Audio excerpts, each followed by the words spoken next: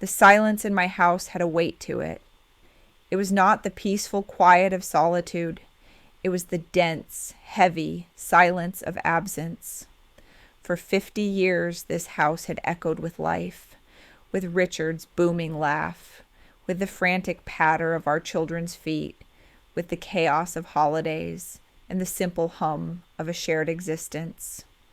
Now, 2 years after Richard's passing, the silence was a physical presence, pressing down on me in the worn armchair where he used to sit, clinging to the curtains that I no longer had the strength to take down and wash. My world had shrunk to these 4 walls, and my connection to the life outside them felt as thin and fragile as a spider's thread. My son, David, and my daughter, Carol, called. They performed the duty of it. The calls were brief, checklist conversations. "How are you feeling, Mom? Are you eating enough? Did you take your pills?" They never waited for a real answer. My arthritis was a convenient excuse for them, a box to put me in labeled frail, elderly mother. My occasional cough was evidence of my supposed decline. They spoke of my health with a strange, almost hopeful gravity, as if my ailments were proof that they were good children for worrying, for checking the boxes. My grandson, Mark, was getting married. David and his wife, Susan, were throwing the kind of wedding that would be talked about for years. It was to be held at a lavish country club, a place with sweeping lawns and crystal chandeliers, the kind of place Susan believed reflected their station in life. I had already bought my dress. It was a simple, elegant thing in a shade of dusty blue, the color of a twilight sky. I had imagined sitting in the front pew, watching the boy I had taught to ride a bicycle promise his life to a young woman I hoped would be kind. It was a small, bright thing to look forward to in the gray landscape of my days. The phone call came on a Tuesday morning. It was David. His voice was coated in a thick, cloying sympathy that set my teeth on edge. "Mom," he began, and I knew from the tone that what followed would not be good news. "Susan and I have been talking, and we are so worried about you." I waited, my hand tightening on the receiver. The silence of the house seemed to lean in, listening alongside me. "This wedding, it's going to be such a long day. A lot of people, a lot of excitement. And with your cough acting up and your joints being so stiff, we just think it would be too much for you. It would be irresponsible of us to let you risk your health." He said it all in a rush, as if he had rehearsed it. I felt a coldness spread through my chest, a deep internal chill that had nothing to do with the draft from the old window frames. "I see," I said. My voice was quiet, thinner than I wanted it to be. "You don't want me to come?" "No, Mom, it's not that we don't want you to come," he corrected, his voice taking on a patient, patronizing edge. "Of course we want you there. But your well-being has to be our top priority. We would never forgive ourselves if you got exhausted or, God forbid, fell. We'll bring you the pictures. We'll have a special dinner with you and the newlyweds right after. It will be much better, much safer for you." Safer. The word hung in the air between us. He was framing it as an act of love, of protection, but it felt like an erasure. It felt like being told to stay in my box, to be the frail old woman they needed me to be. I didn't argue. Arguing with David was like pushing against a mattress. It gave way without ever truly yielding. I simply said, "All right, David, if you think that's best." "I knew you'd understand," he said, the relief in his voice palpable. "You've always been so reasonable. We love you, Mom." He hung up before I could reply. I placed the receiver back in its cradle with a hand that trembled slightly. I looked at the dusty blue dress hanging on the back of my bedroom door. It looked like a ghost. I sat in my chair for a long time, and the silence pressed down, heavier than ever before. It felt like being buried. Later that evening, the phone rang again. It was David's number. I almost let it ring, but the habit of a lifetime is a strong one. I answered. Hello. There was no response, just the muffled sound of voices, music in the background, a pocket dial. I was about to hang up when I heard Susan's voice, sharp and clear. Did you tell her? David's voice lower, but still audible. Yes, it's handled. She was fine with it. A sigh of relief from Susan. Oh, thank God. I was so worried she'd make a fuss. Can you imagine her with that awful cough hacking all through the ceremony? And what if she tripped on the dance floor? It would be a complete disaster. It's just so much cleaner this way. No one wants to be looking at that on a day that's supposed to be perfect. A pause. Then Carol's voice piped up, hesitant. Are you sure we're doing the right thing? She sounded so small on the phone. Don't be ridiculous, Carol, Susan snapped. It's for her own good. And frankly, for ours. We need to start managing her reality. The house is next. Once the wedding is over, we can finally get the ball rolling on that. She can't stay in that big place by herself forever. It's just not practical. The coldness in my chest bloomed into a glacier. My breath caught. I did not make a sound.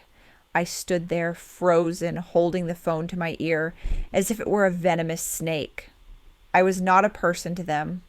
I was a problem to be managed, an inconvenience, an unsightly piece of furniture to be hidden away during an important party.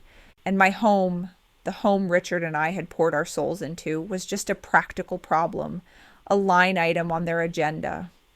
I heard David say something about getting another drink, and the line went dead. I slowly lowered the phone. The shock was so profound, it left no room for tears. It was a pure, clean, and devastating impact. I stood in the center of my silent living room, and for the first time, I felt the true weight of my reality. I had been a ghost in my own life for a long time. They had just been the first to say it out loud. My initial reaction was a profound stillness.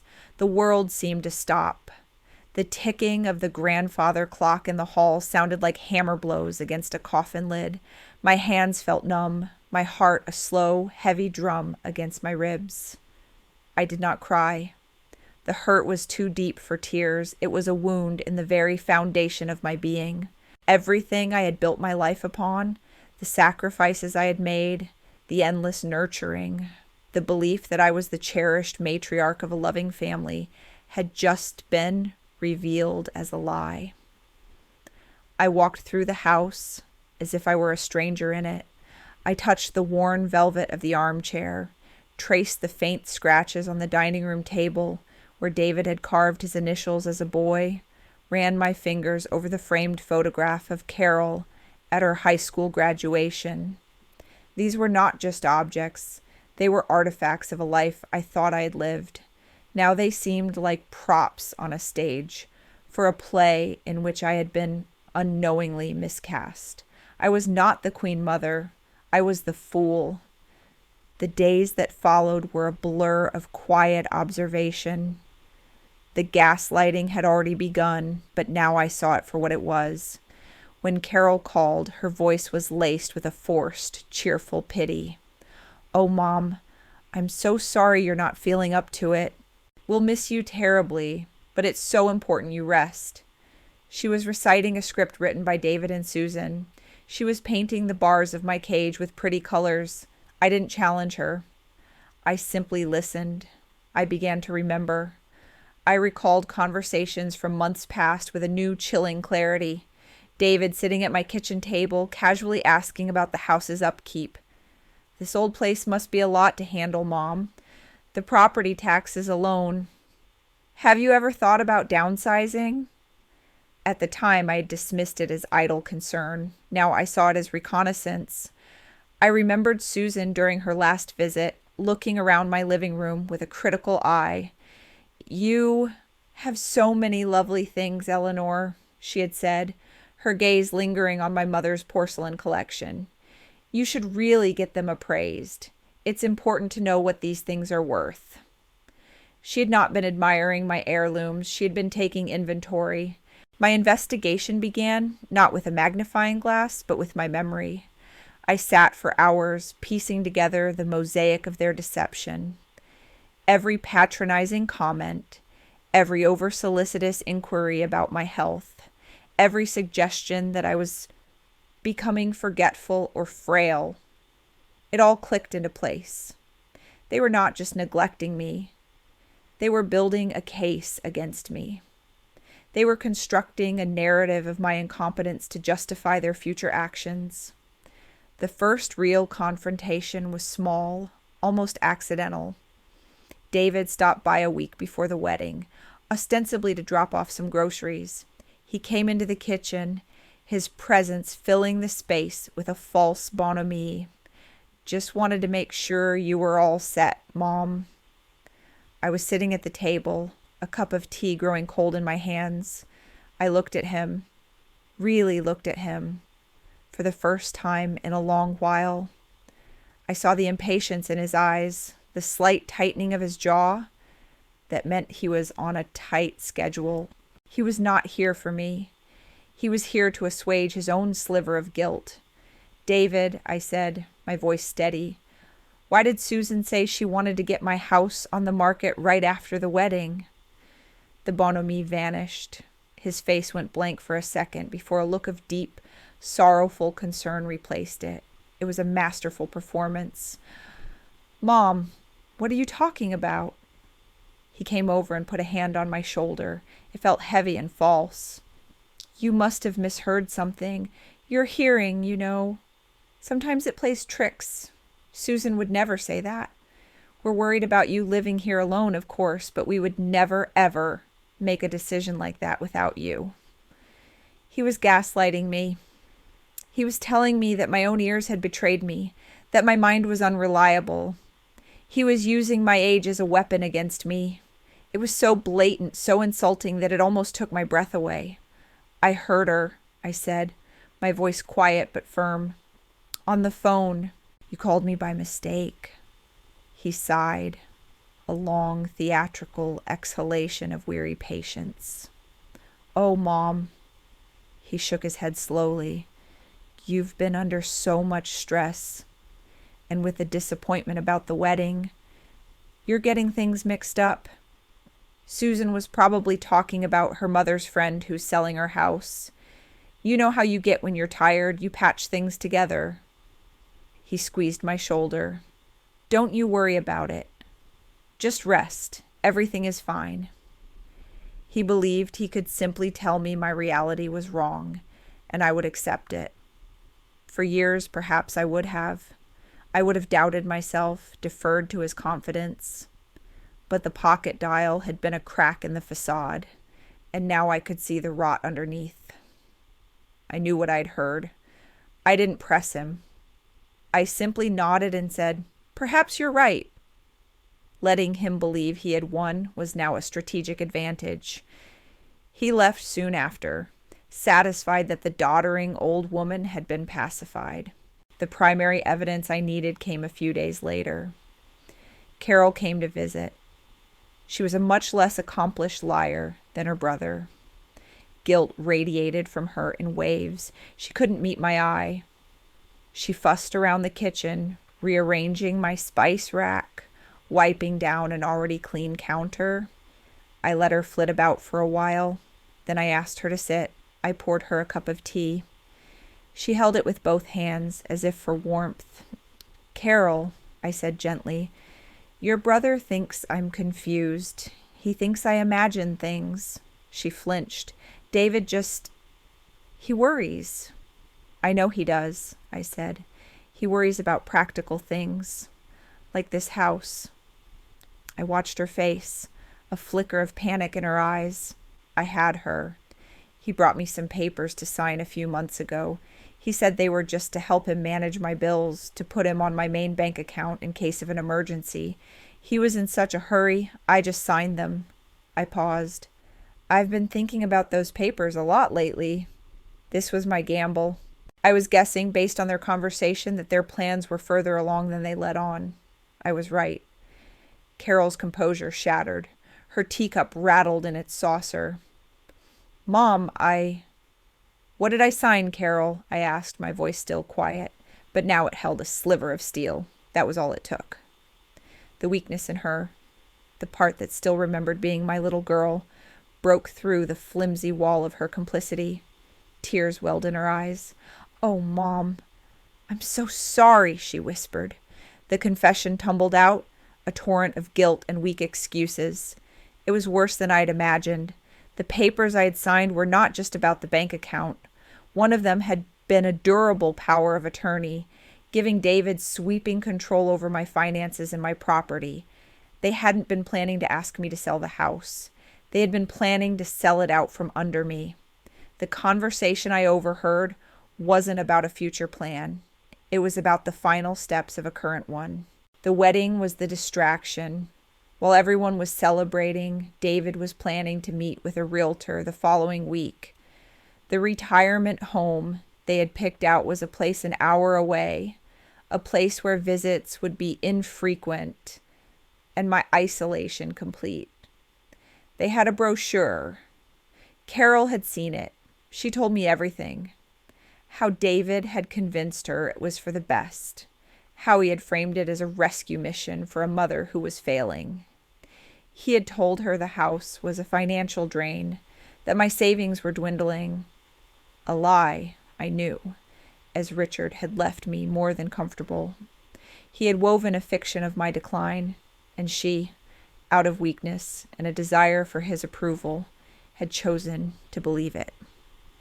As she spoke, the glacier in my chest expanded until I felt nothing but a vast, empty cold.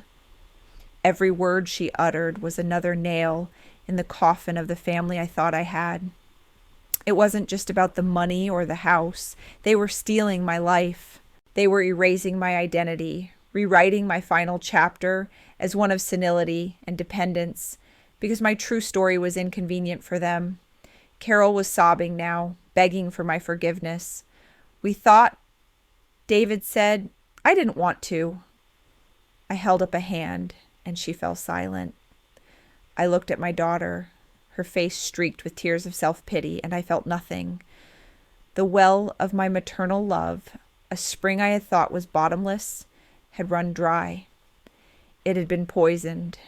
This was my emotional nadir, sitting in my own kitchen, listening to the casual, brutal details of my children's betrayal.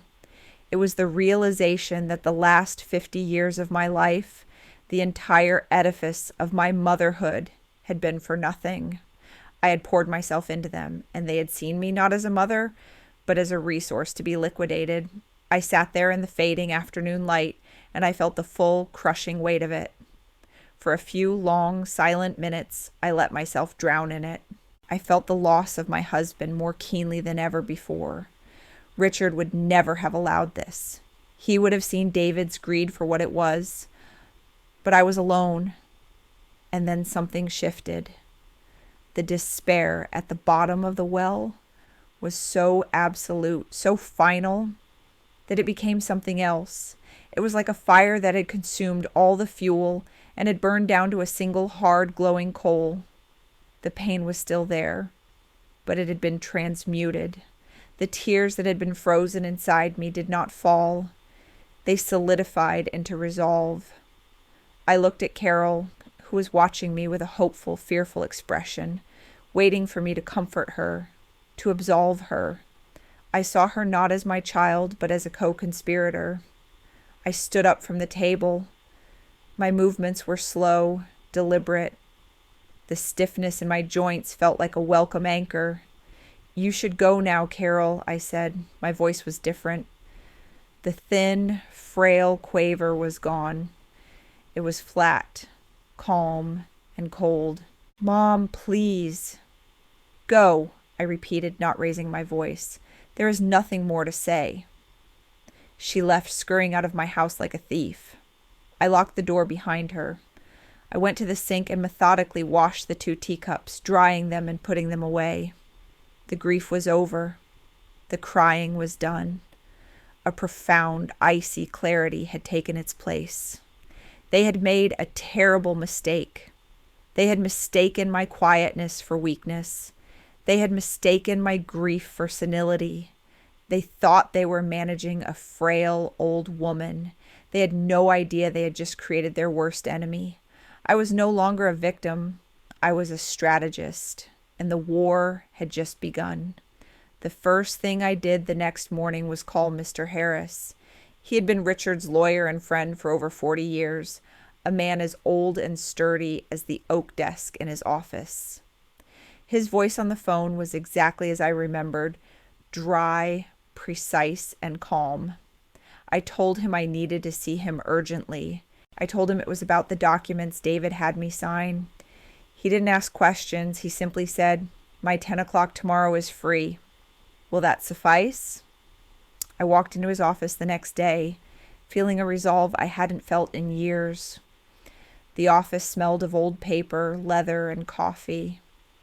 Mr. Harris greeted me not with pity, but with a quiet, professional respect. He listened, his fingers steepled, his eyes never leaving my face, as I laid out the whole sordid story. The wedding exclusion, the pocket dial, Carol's confession. I did not cry. I presented the facts as clearly and coldly as if I were describing events that had happened to someone else. When I finished, he was silent for a long moment. He simply nodded. "I see," he said. There was no shock or disbelief in his voice, only a somber validation. "Eleanor, I am very sorry you are being subjected to this. Greed does terrible things to people," he leaned forward, "but we will do terrible things to their plans."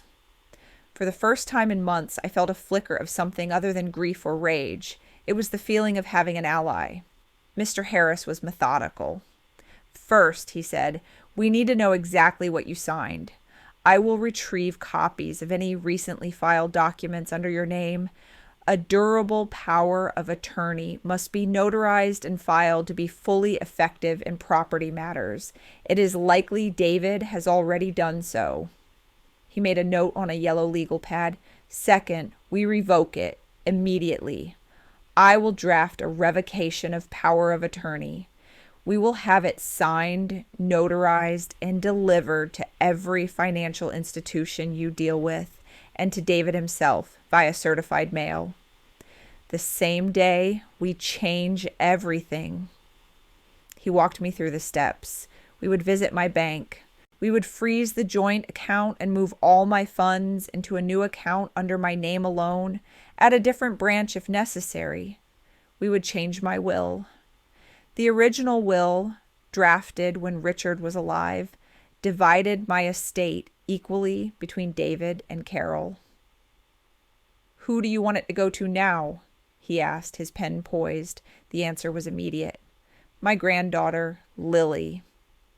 Lily was Carol's daughter, a quiet, kind-hearted girl who was putting herself through nursing school. She was the only one who visited me without an agenda. She would bring me a book she thought I'd like, or just sit and tell me about her classes. She saw me. She saw Eleanor, not an aging liability. Mr. Harris nodded again, a small, approving smile touching his lips. "A wise choice." He then suggested something more. "Given what David has attempted, a simple will may not be enough. He could contest it, claiming you are not of sound mind. I suggest we create a living trust. It is more robust.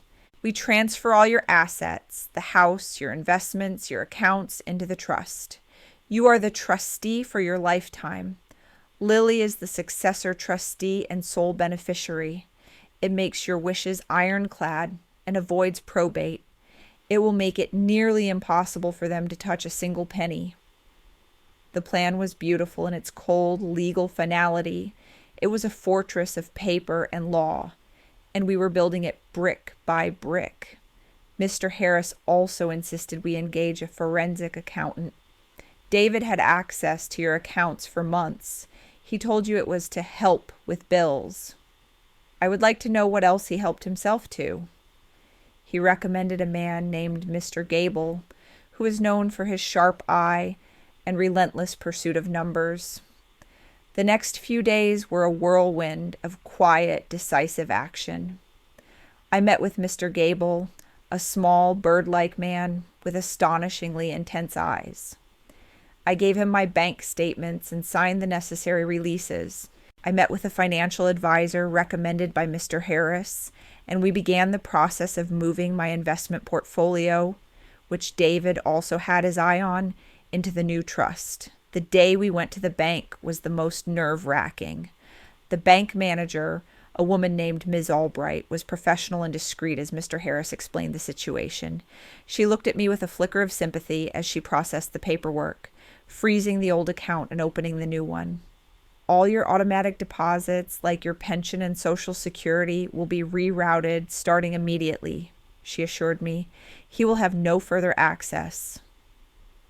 Walking out of the bank that day, I felt lighter than I had in years. I had taken back the key to my own life. The results from the forensic accountant came back 2 days before the wedding. Mr. Gable's report was 16 pages long, a meticulous and damning account of David's treachery.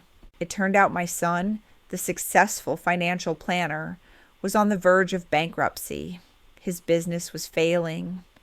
He had been systematically siphoning money from my joint account for months to cover his own losses and to fund the ridiculously expensive wedding his wife demanded. He had embezzled over $70,000. It was not just greed, it was fraud, criminal fraud. Mr. Harris read the report with a grim expression. "This is more than enough," he said. "This gives us leverage beyond the civil matter.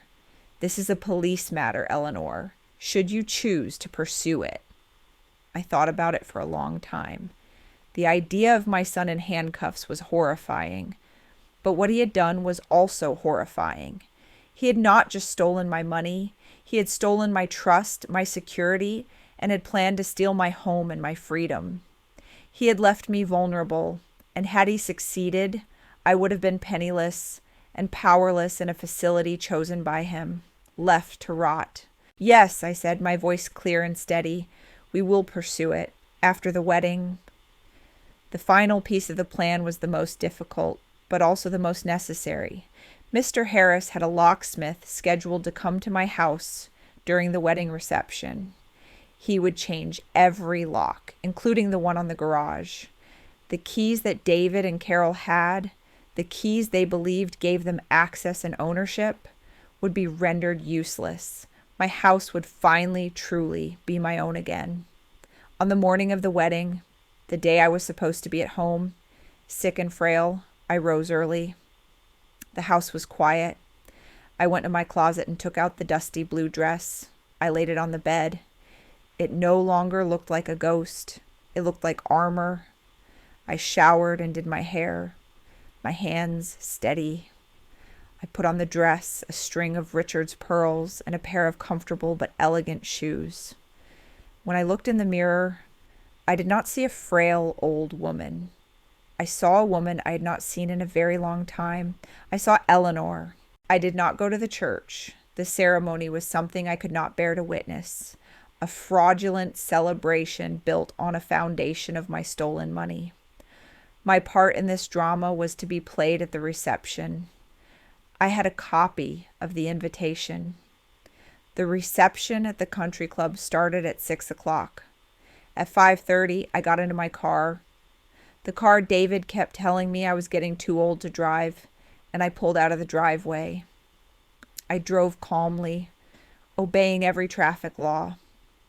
I was in no hurry. I knew exactly where I was going, and I knew exactly what I was going to do. The reckoning was at hand. The country club was an imposing building of stone and dark wood, its windows blazing with golden light. Valets in smart red jackets hurried to and fro. I bypassed them, finding a parking spot in the main lot. I sat in my car for a moment, gathering myself. I felt a profound calm, the kind that comes after a storm has passed and flattened everything. There was no fear, no anger, only a quiet, unshakable purpose. I walked into the grand lobby. The sound of music and laughter washed over me. A young woman at a welcome table holding a guest list smiled at me. "Welcome. Name?" "Eleanor Vance," I said. Her eyes scanned the list. She frowned. "I'm sorry, I don't seem to have that name here." "I'm the groom's grandmother," I said, my voice pleasant but firm. "I believe my son, David, handled the arrangements." Perhaps there was an oversight. She looked flustered. Before she could call a manager, I simply smiled and walked past her into the ballroom. The room was a sea of glittering dresses and dark suits. A band was playing on a stage, and waiters circulated with trays of champagne. It took a moment for my eyes to find them. David, Susan, and Carol were standing in a receiving line near the entrance, greeting guests. Susan was preening, radiant in a gown that cost, I was certain, more than my first car. David stood beside her, looking smug and successful. I began to walk toward them. I did not hurry. I moved at my own steady pace. A few people turned to look at me, their faces a mixture of confusion and curiosity. I was not on the guest list, after all. I was the ghost at the feast. Carol saw me first. Her face went white as a sheet. Her champagne flute slipped from her fingers and shattered on the polished floor. The sound was sharp, and it made David and Susan turn. When David saw me, his smile froze on his face. It was as if he were looking at an apparition. For a split second, pure, unadulterated shock was written across his features. Then it was gone, replaced by a mask of fury. Susan's expression was even more revealing. Her mouth fell open in a silent O of horror, her eyes wide with disbelief and rage. Her perfect party was being ruined. David recovered first. He strode toward me, grabbing my arm just above the elbow. His grip was tight, painful. "Mother," he hissed, his voice a low, furious growl. "What in God's name are you doing here?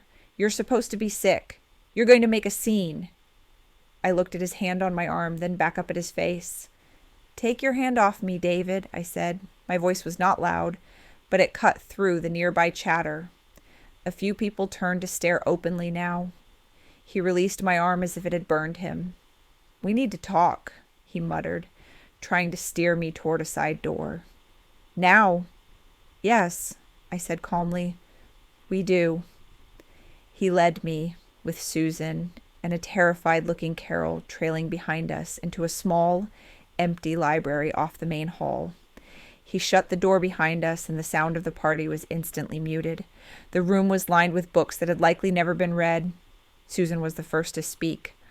"I cannot believe you," she spat, her voice trembling with rage. "How could you do this? How could you be so selfish as to ruin Mark's special day? We told you to stay home." "You told me I was too sick," I corrected her, my voice even. "But I feel remarkably well. Clarity, I find, is an excellent remedy for most ailments."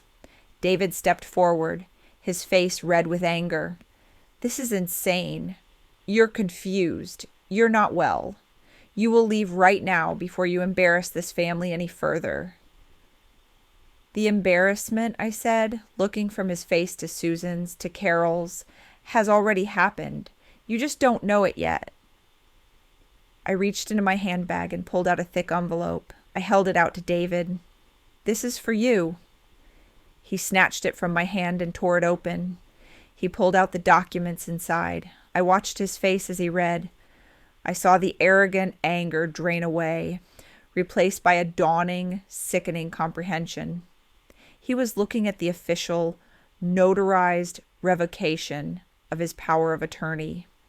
He was looking at a notice from the bank, informing him that the joint account had been closed.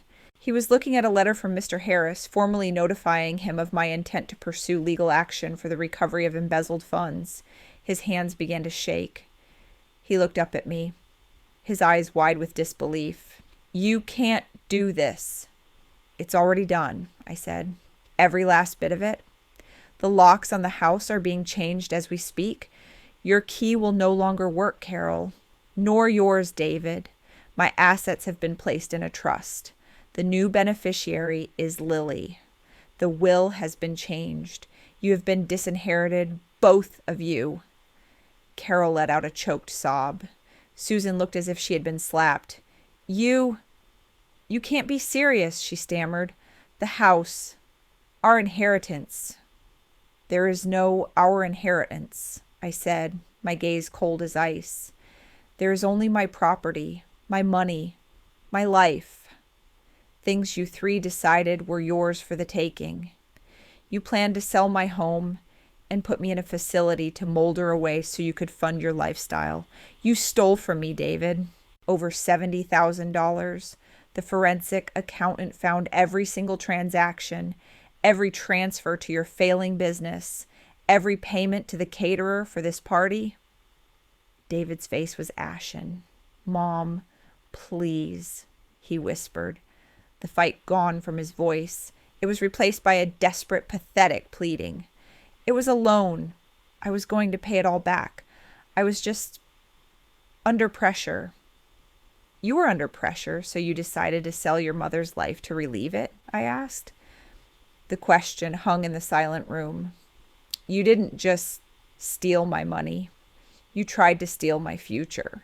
You tried to declare me incompetent, to erase me. You held a family meeting and decided I was no longer a person, but a problem to be solved. And you, Susan, worried that my coughing would ruin your perfect party. You, Carol, went along with it because you're a coward." I looked at each of them in turn, my gaze lingering for a moment. They were broken. Their plot had crumbled to dust around them. Their faces were a gallery of ruin, disbelief, terror, and the ugly shock of being caught. So I'm like, "Well, this is not a negotiation," I said, my voice resonating with finality in the quiet room. "This is a notification. I am not your mother anymore. You're not my children. You're strangers to whom I once gave everything. That's over. Mr. Harris will be in contact with your lawyer, David, or if you don't have one, with the district attorney. I suggest you find one quickly." I turned and walked to the door. I did not look back. I opened it and stepped out into the noise and the light of the party, leaving them behind in the silent, book-lined tomb of their own making. I walked through the ballroom, my head held high. I did not run. I did not cause a scene. I simply walked out, got in my car, and drove home. To my home. The aftermath was not a storm, but a quiet, steady rain of consequences. I did not witness it directly. I received reports, like dispatches from a distant battlefield, from Mr. Harris and my neighbor Martha, who had a talent for knowing everything that happened in our town. David's downfall was swift and brutal. Faced with the irrefutable evidence from the forensic accountant and the threat of criminal charges, his professional life imploded. The financial industry is built on trust, and he had committed the ultimate breach. He was fired from his firm. The local paper ran a small, discreet article about a prominent financial advisor under investigation for fraud. It did not name me, but everyone knew. Susan, for whom appearances were everything, was consumed by the social disgrace. The perfect wedding became a legendary disaster, spoken of in hushed, gleeful tones at every other country club event for the next year. Her friends, the ones she had worked so hard to cultivate, abandoned her. Her world, built on the fragile foundations of money and status, collapsed. They were forced to sell their large, ostentatious house to pay their legal fees and try to make restitution. They moved into a small, rented apartment on the other side of town. I heard from Martha that Susan had to take a job as a cashier at a high-end grocery store, the very one she used to shop at. There was a certain grim poetry in that. Carol tried to reach me. She called. She wrote letters filled with frantic, self-serving apologies. I did not answer the phone. I returned the letters unopened. There was nothing she could say that would change what had been done. Her weakness was as destructive as David's greed. I had no room for it in my life anymore. Her life unraveled in a different way. Without David's approval to chase or his financial coattails to ride, she seemed adrift, lost, and diminished. I never spoke to any of them again. Mr. Harris handled all communication. David, through his lawyer, agreed to a settlement. He signed over what little he had left to avoid prosecution.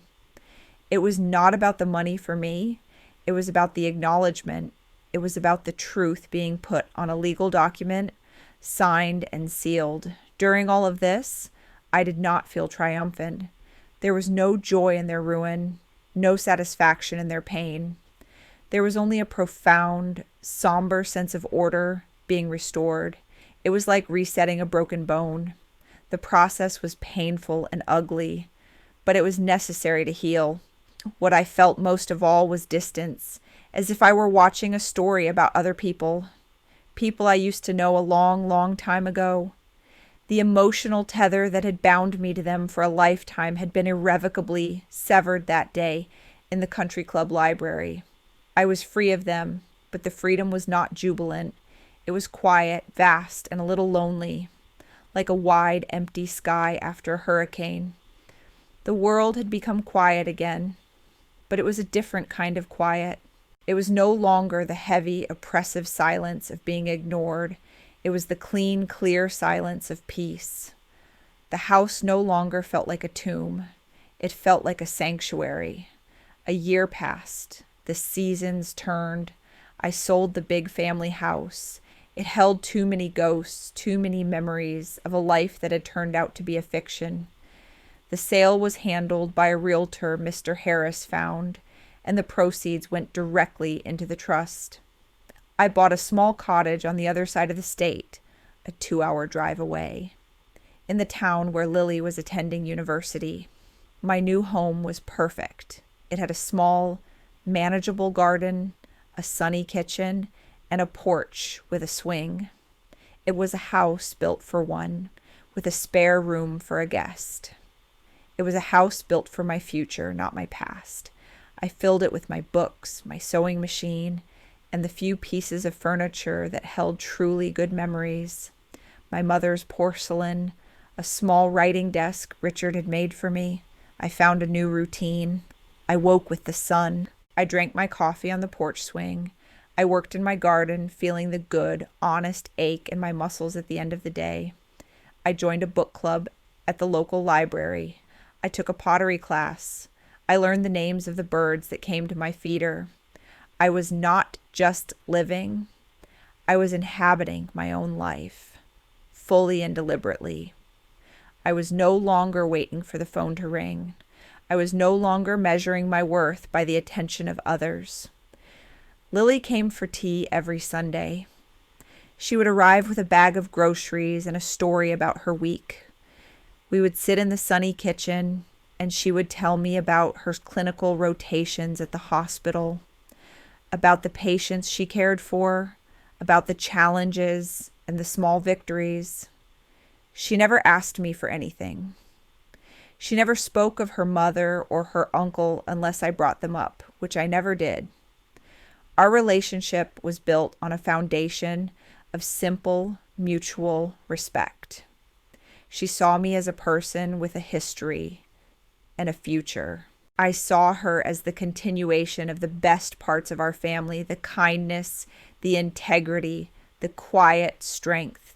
In her, I saw a true legacy. One afternoon, as we were planting tulips in the front garden, she paused and looked at me. "Grandma," she said, "are you happy here?" I looked around at the small cottage, at the neat rows of burgeoning flowers, at the clear blue sky.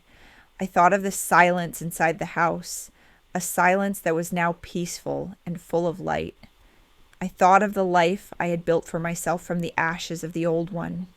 "Yes, my dear," I said, and the truth of it resonated deep in my bones. "I am. I know some of you listening to my story might be waiting for the part where I talk about forgiveness. You might be waiting for the moment of reconciliation, the tearful reunion where wounds are healed and the family's made whole again. But that is not my story. Forgiveness is a word that is often used to silence victims, to pressure them into absorbing the pain of a wrong so that the person who inflicted it can feel better. It is a gift, and it should only be given when it is truly earned. My children did not earn it. What they did was not a simple mistake.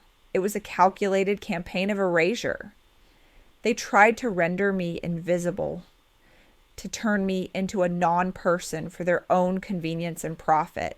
They broke something fundamental, something that cannot be repaired with apologies. You cannot unshatter a plate. You can glue the pieces back together, but it will never be whole again. It will always be a web of cracks, weaker than it was before. I chose not to live with the cracks. I chose to sweep up the shards and create something new. My new life is smaller than my old one. It is quieter, but it is entirely my own. I have learned the difference between love and obligation. Love is what Lily and I share on a Sunday afternoon. It is freely given, with no expectation of return. Obligation is what I received from David and Carol, a checklist of duties performed with resentment. Love is seeing a person. Obligation is managing a problem. It is never too late to reclaim your life. It is never too late to refuse to be silenced, to refuse to be erased. Sometimes the bravest thing you can do is to walk away, to shut a door on a part of your life that is causing you harm, and to build a new room for yourself, a room filled with light and peace. My peace is not loud or triumphant. It is a quiet, steady flame that I guard with my whole being. It is the prize I won when I chose myself, and it is more than enough.